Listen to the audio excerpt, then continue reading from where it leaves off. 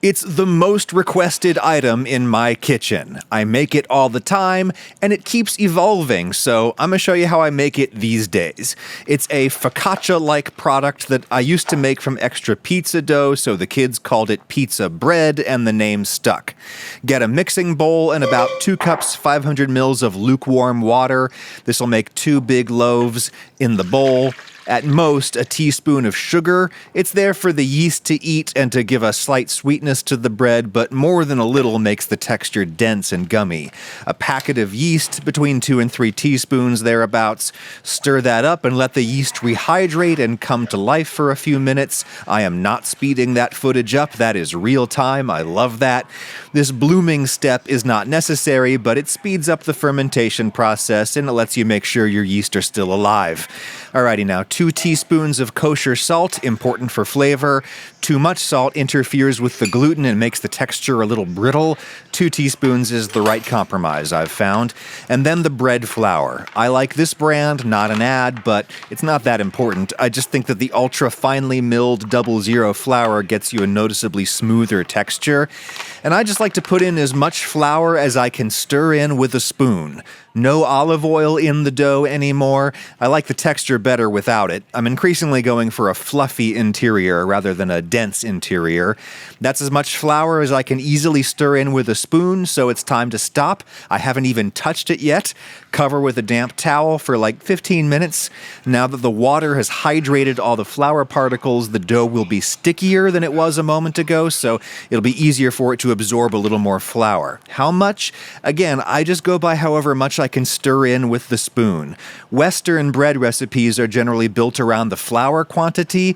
Every Indian bread recipe I've ever read is built around the water quantity, and I like that even more because water is easier to measure and flour is easy to eyeball.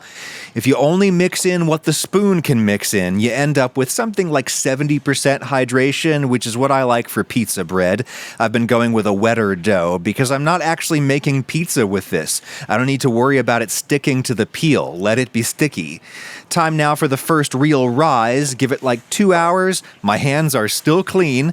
2 hours later, we've puffed up faster than a newly unboxed mattress from Helix Sleep, sponsor of this video. Helix is the most awarded mattress brand. They make very high quality stuff like this new kids mattress that I just got for my older one. He said that his old bed was too firm for him. I need something a little bit cushier. I think he's going to find this exactly to his liking. I certainly love my Helix that I sleep on. It's water and stain repellent, hypoallergenic, perfect thing for a kid. Go to Helix's website, take their little quiz, find out which of their many mattresses is the perfect one for your body and for your sleep habits and for those of anyone you share your bed with. Then the coolest thing is they just ship it to you. It comes in a box under vacuum seal. You just open it up and poof, it reinflates. And it's a real mattress, not an air mattress. Very high quality stuff. Shipping is free in the US, and if it turns out to not be the right thing for you, no problem. There's a 100-night sleep trial, financing and payment plans available. Right now, you can save 27% off the entire site. HelixSleep.com/Ragusia. That's my exclusive partner offer for Labor Day. Thank you, Helix. Anyway, after 2 hours, the dough has more than doubled, and again, just using the spoon, I will deflate this and basically think about folding it over on itself. That's all you really have to do to effectively knead a very wet dough. Folding develops the gluten network, and it redistributes the yeasties a little bit, brings them into contact with new carbs to ferment. Now is when I used to break this up into portions, but these days, if I have time, I just cover it and give it another hour or 2. A second bulk fermentation. Here we go again, same thing, deflate it, fold it over on itself, scrape down the sides, etc. And if I have time, I'll cover it again and ferment it again, another hour or so. We're developing flavor here and we're doing it quickly. This bread would taste good if we baked it today. You do not have to age it in the fridge if you don't want to. Also, the fold-based kneading gets you those wide sheets of gluten that bake up nice and fluffy in the oven. Might as well rise this a 4th time. I'm just sitting around the house anyway. And since I did this the whole way with the spoon, I have not needed to wash gluten out of the hairs on my fingers a million times. Now is the only time time when I will actually get my hands dirty. Grab a second bowl. I'll save whatever dough that I can peel off the spoon. We're done with that. Now I'll just tear this dough roughly in half. I used to portion it into 4 doughs, but it's less work if I just bake 2 big ones, and they'll always get eaten. Time to oil these. I'll flip the dough around to get the whole ball covered. The oil will taste good later, and it will allow us to get the dough out without completely collapsing its structure. You'll see. All right, every surface is oiled. Get them both covered so they don't dry out, and then in the fridge they go. You could bake one after a 30-minute rest, or the next day, or the day after that, or a week later. This one is a week old. It continues to ferment slowly in the fridge. Its flavor changes all through the week. I like how it tastes every day, but I prefer the really old ones. Though after a week or so, the dough starts to turn gray and liquefy. Alrighty, I am gently peeling the dough off the bottom of the bowl because I do not want to collapse that netting texture on the bottom, that honeycomb. Those little bubble holes are going to hold olive oil in the oven and bake up crispy. The bottom is our top. A little more olive oil on top. Fill up each of those little chambers. I used to do this part on a plate, but to save dishes, I've just been doing it in the bowl.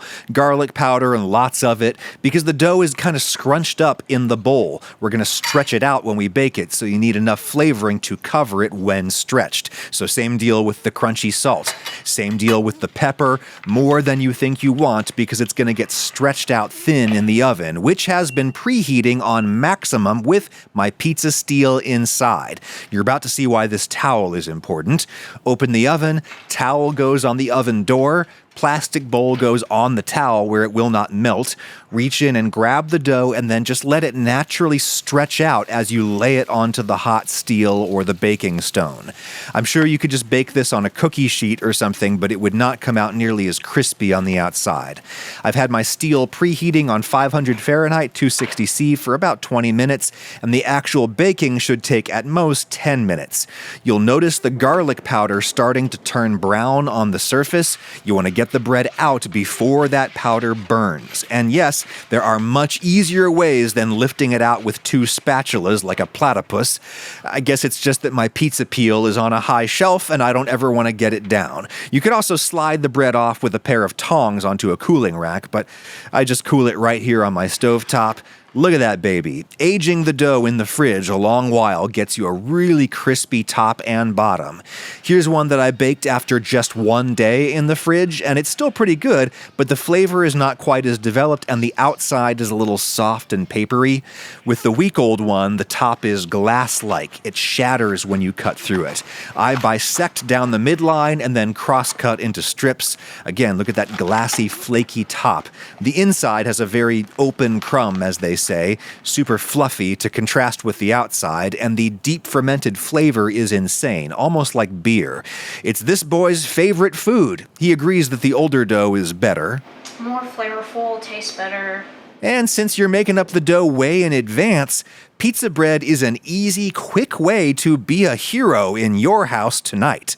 Well, not tonight, because you've got to plan ahead, but some night soon.